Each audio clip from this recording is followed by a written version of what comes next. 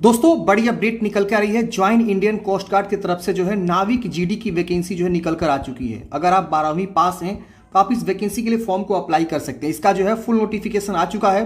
कब से ऑनलाइन होगी, एज लिमिट क्या है, सैलरी क्या है, सिलेक्शन प्रोसेस क्या है, आपकी हाइट क्या होनी चाहिए, ये सारा चीज़ों के बारे में हम यहाँ पे जो है डिस्कस करके आपको बताने वाले हैं। तो फ्रेंड देख सकते हैं ये जो है ऑफिशियल नोटिफिकेशन जो है जारी कर दिया गया है मिनिस्ट्री ऑफ डिफेंस के द्वारा, इंडियन कोस्ट गार्ड के द्वारा। एज ए नाविक जनरल ड्यूटी का ये पद रहने वाला है। आपका विज्ञापन संख्या पे देख सकते हैं 02/2024 बैच का ये रहने वाला है। ऑनलाइन मोड में आपको फॉर्म भरे जाएंगे। 13 फरवरी से लेकर 27 फरवरी 2024 तक आप जो फॉर्म को अप्लाई करेंगे। अब यहाँ देखेंगे तो एलिजिबिलिटी कंडीशन में यहाँ बोला गया कि मेल इंडियन सिटीजन यहाँ पे फॉर्म को अप्लाई कर पाएंगे।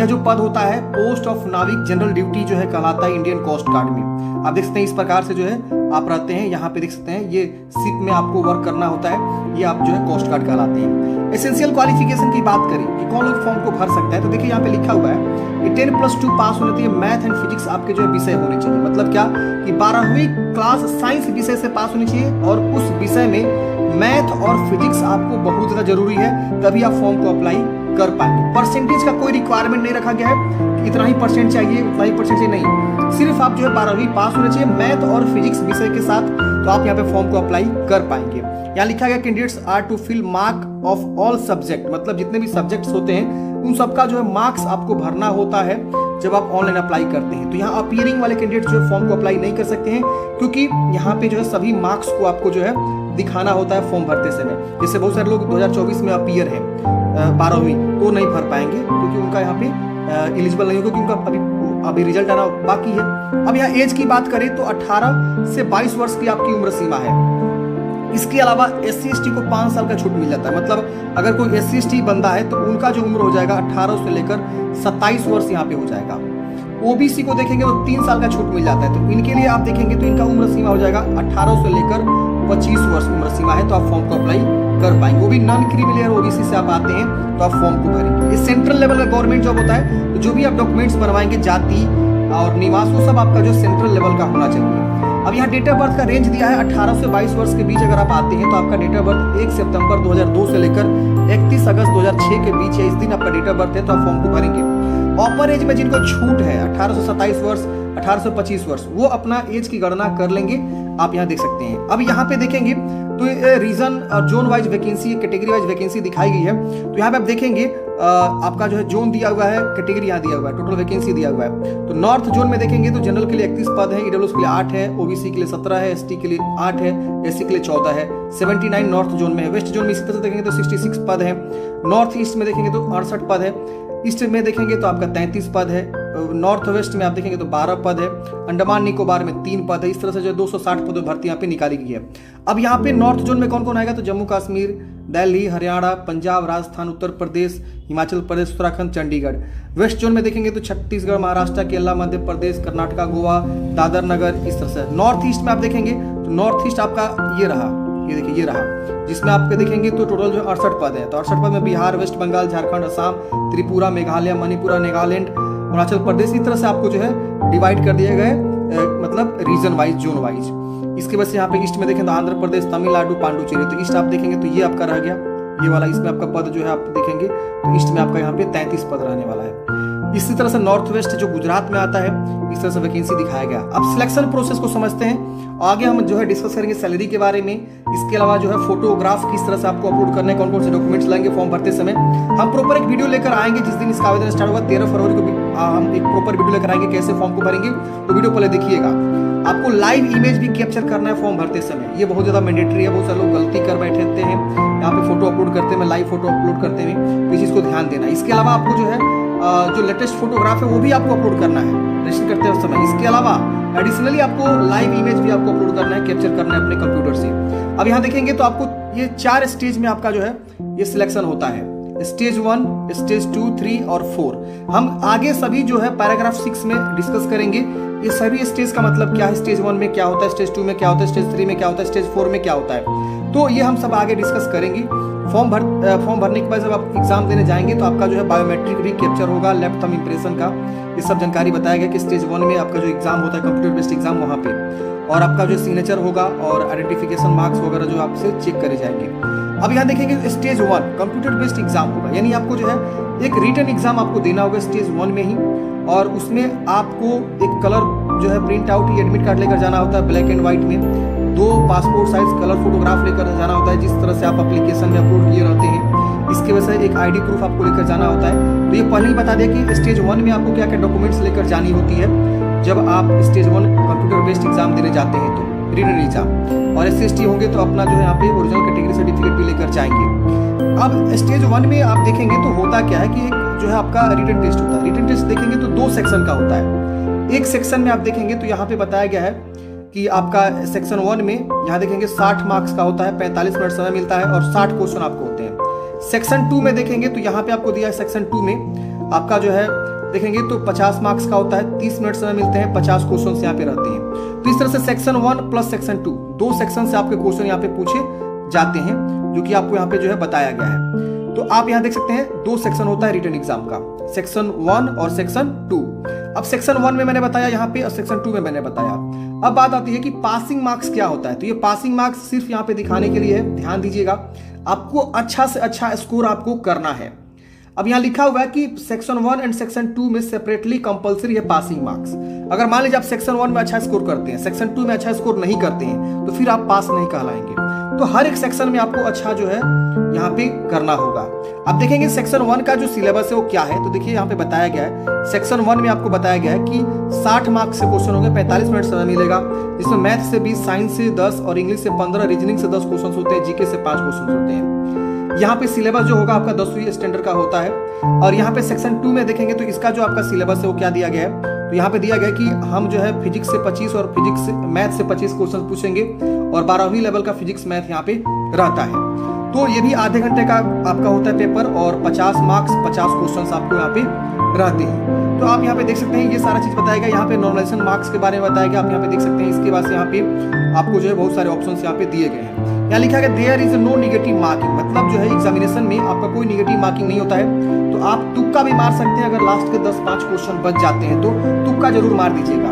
यहाँ लिखा है डिटेल सिलेबस के लिए आप जो है ICG की वेबसाइट से जाके चीजों को चेक कर सकते हैं कि मैथ से कौन कौन से टॉपिक पढ़ने होते हैं, जीके से कौन कौन से टॉपिक, रीजनिंग से कौन कौन से टॉपिक, इंग्लिश से कौन कौन से टॉपिक, मैथ साइंस जो भी है वहां से क्या क्या हमें पढ़ना है, किस किस सिलेबस को हम डिटेल में यहाँ पे आगे डिस्कस करेंगे अगर आप कमेंट बॉक्स में बताते हैं तो। अब बात आती है स्टेज 2 की। तो जब आप स्टेज 1 क्वालिफाई कर जाते हैं, स्टेज 1 क्वालिफाई करेंगे तो आपको शॉर्टलिस्ट किया जाएगा स्टेज 2 के लिए। स्टेज 2 का जो है प्रोविजनल एडमिट कार्ड जारी होगा वेबसाइट पे। आप अगर स्टेज 1 क्वालिफाई करते हैं तो आपका रिजल्ट आएगा, रिजल्ट में आप देखेंगे हाँ मैं क्वालिफाई हूँ, तो आपका एडमिट कार्ड आएगा स्टेज 2 के लिए। स्टेज 2 में देखेंगे तो आपका जो है ना एडिबिलिटी टेस्ट होता है, असेसमेंट टेस्ट होता है। इसके बाद से आपका जो है फिजिकल फिटनेस टेस्ट होता है। फिजिकल फिटनेस टेस्ट में आपको दौड़ना होता है 1.6 किलोमीटर की रनिंग 7 मिनट में, 20 स्क्वाट्स अप करनी है, उठक बैठक करते हैं और 10 पुशअप आपको करने होते हैं। तो ये स्टेज 2 होता है। स्टेज 2 में आपका जो है डॉक्यूमेंट्स वेरिफिकेशन भी यहाँ पे मांगे जाते हैं, जैसे कि all information provide on all application has been match with original documents, मतलब आपको जो है ओरिजिनल डॉक्यूमेंट के साथ मैच करना चाहिए जो भी आपका जो डॉक्यूमेंट्स आपने फॉर्म भरते समय दिया हुआ है। अब आता है फ्रेंड्स स्टेज 3। अब देखिए आपको बोला कि preparation of final merit list for stage 3। Stage 3 के लिए किस प्रकार से लोग जो है प्रिपरेशन करते हैं मेरिट को, यहाँ पे इन्होंने जानकारी दिया हुआ है, आप यहाँ देख सकते हैं। इसके बाद से स्टेज 3 में होता क्या है, तो देखिए जो भी कैंडिडेट्स स्टेज 1 और स्टेज 2 क्वालिफाई करते हैं, मतलब स्टेज 1 में रिटन एग्जाम, स्टेज 2 में आपका जो फिजिकल फिटनेस टेस्ट, ये 2 होता है, तो आप जो है स्टेज 3 में जाते हैं अगर ये दोनों क्वालिफाई करते हैं तो। और ये चिल्का INS चिल्का, मतलब जो इनका जो सबमरीन जहां होता है, जहां ये लोग शिप लगाते हैं वहां जाना होता है। तो इंडिया में 2-3 जगह INS चिल्का है, वहां पे आपको जाना होगा। सॉरी, ये जगह का नाम है INS चिल्का, वहीं पे आपका ये ट्रेनिंग जहां होता है ना, वहीं पे आपको जो बुलाते हैं डॉक्यूमेंट्स वेरिफिकेशन के लिए।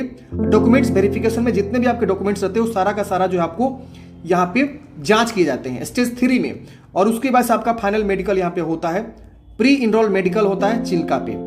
अब उसके बाद से आपका जो है सबमिशन ऑफ ओरिजिनल डॉक्यूमेंट्स होता है और पुलिस वेरिफिकेशन होता है, अदर एसोसिएट्स यहाँ पे कर जाते हैं। इसके बाद आता है स्टेज 4। स्टेज 4 में बोला गया था candidates undergoing training at INS Chilka are to submit और ओरिजिनल डॉक्यूमेंट्स। तो stage 3 and verification of original documents through board university state government will be carry out by Indian Coast Guard. मतलब क्या कि stage 4 में आपका final selection हो जाता है, आपको अपना ओरिजिनल डॉक्यूमेंट्स को सबमिट कर देना होता है, और आपकी ट्रेनिंग जो है NS चिल्का पे स्टार्ट हो जाती है। तो ये 4 स्टेज में मैंने आपको बताया कि सिलेक्शन प्रोसेस यहाँ पे क्या होता है। आगे हम हाइट के बारे में डिस्कस करेंगे। यहाँ पे समझते हैं हाउ टू अप्लाई। तो 13 फरवरी से आवेदन स्टार्ट होगा, 27 फरवरी तक फॉर्म को भरेंगे। तो बहुत कम समय ये लोग देते हैं फॉर्म भरने के लिए, और सबसे फास्ट प्रोसेस होता है रिक्रूटमेंट का इनका। तो अगर आपको जल्दी जॉब चाहिए, अच्छी सैलरी वाली जॉब चाहिए, तो आप यहाँ पे मन लगा के तैयारी करिए फ्रेंड्स। आपका यहाँ पे जो है बहुत ही फास्ट प्रोसेस होता है। इसी वेबसाइट से फॉर्म भरे जाएंगे, ज्वाइन इंडियन कोस्ट गार्ड के ऑफिशियल वेबसाइट से। 13 फरवरी को हम एक प्रॉपर वीडियो लेकर आएंगे कैसे आपको फॉर्म को अप्लाई करना है। फॉर्म भरते समय आपको क्या क्या डॉक्यूमेंट्स अपलोड करने हैं। तो कलर पासपोर्ट साइज फोटोग्राफ आपको लगेंगे, जो आपको ब्लैक स्लेट पकड़ के, और उस स्लेट के ऊपर जो है ना व्हाइट चौक से आपको अपना नाम लिखना है कैपिटल में, और वहाँ पे डेट लिखना है कि कब आपने फोटो खिंचवाया हुआ है। तो ये आप जो है ब्लैक स्लेट पकड़ के अपने चेस्ट पे रखेंगे, और उस स्लेट के ऊपर जो है आपका नाम लिखा होना चाहिए कैपिटल लेटर में, पूरा फुल नेम, और कब आपने फोटो खिंचाया वो जरूर मेंशन होना चाहिए। उसी तरह का फोटोग्राफ आपको अपलोड करना है। इसके अलावा फॉर्म भरते समय आपको जो है लाइव इमेज भी कैप्चर करना है। गार्जियन का सिग्नेचर आपको लगाना है, कैंडिडेट सिग्नेचर यहाँ पे लगाना है।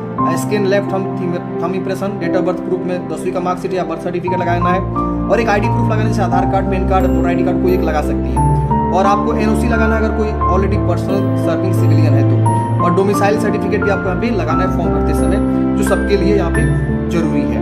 अब यहाँ पे बताया गया है documents to be uploaded stage 2। Stage 2 में आपको कौन से डॉक्यूमेंट्स अपलोड करने, तो देखिए इतने सारे डॉक्यूमेंट्स आपको जो है स्टेज 2 अगर आप अपीयर होते हैं तो उसके लिए आपको यहाँ पे लगते हैं। एग्जामिनेशन फी की बात करें तो कैंडिडेट्स को मतलब एक्सेप्ट SC ST मतलब SC ST को फी नहीं देना होता है। 300 रुपये एप्लीकेशन फी है, मतलब जनरल EWS OBC को 300 रुपये एप्लीकेशन फी है, और SC ST को फी यहाँ पे माफ है, एक्सेप्शन है, माफ है, उनके लिए फी नहीं जमा करना। फी की बात करें तो फी आप जो है ऑनलाइन ही पेमेंट जमा कर सकते हैं। एग्जामिनेशन सिटी की बात करें तो आपका जो 30 किलोमीटर के रेडियस में ही आपका एग्जामिनेशन सेंटर देखने को मिलता है, और सबका एडमिट कार्ड यहाँ पे जारी होता है। पहले ऐसा होता था कि एडमिट कार्ड नहीं आता था, लेकिन सबका एडमिट कार्ड जारी होगा। बात करें स्टेज 1 का एग्जाम, टेंटेटिव डेट्स इन्होंने दिया हुआ है, तो मिड या एंड अप्रैल में आपका कंडक्ट हो जाएगा, मई में आपका स्टेज 2 हो जाएगा, और स्टेज 3 का जो एग्जाम आपका जो है अक्टूबर में हो जाएगा। तो इनका देख रहे हैं कितना फास्ट प्रोसेस होता है। तीनों स्टेज का एग्जाम का जो है इन्होंने टेंटेटिव डेट भी यहाँ पे दे दिया है कि आपका रिटन एग्जाम कब होगा, इसके वजह से फिजिकल कब होगा, स्टेज 3 डॉक्यूमेंट्स वेरिफिकेशन, मेडिकल वगैरह कब होगा, सब चीज इन्होंने दे दिया है। यहाँ पे जो है list of documents required at each state, सभी स्टेज में आपको क्या क्या डॉक्यूमेंट्स चाहिए। तो स्टेज 1 में देखेंगे तो इतने सारे डॉक्यूमेंट्स आपको चाहिए, स्टेज 2 में देखेंगे इतने सारे डॉक्यूमेंट्स आपको लेकर जानी है। तो आप एक बार जरूर चेक करेंगे। स्टेज 3 में जो फाइनल डॉक्यूमेंट्स वेरिफिकेशन होता है वो आप देखेंगे तो इतने सारे डॉक्यूमेंट्स आपको लेकर जाने होते हैं। इसके वजह से आपका मेडिकल होता है। तो मेडिकल में देखेंगे तो आपकी हाइट नापी जाती है, 157 सेंटीमीटर मिनिमम आपकी हाइट चाहिए, भले आप किसी भी कैटेगरी से आते हो। अब यहाँ पे देखेंगे तो 5 सेंटीमीटर का जो है आपको छूट मिल जाता है।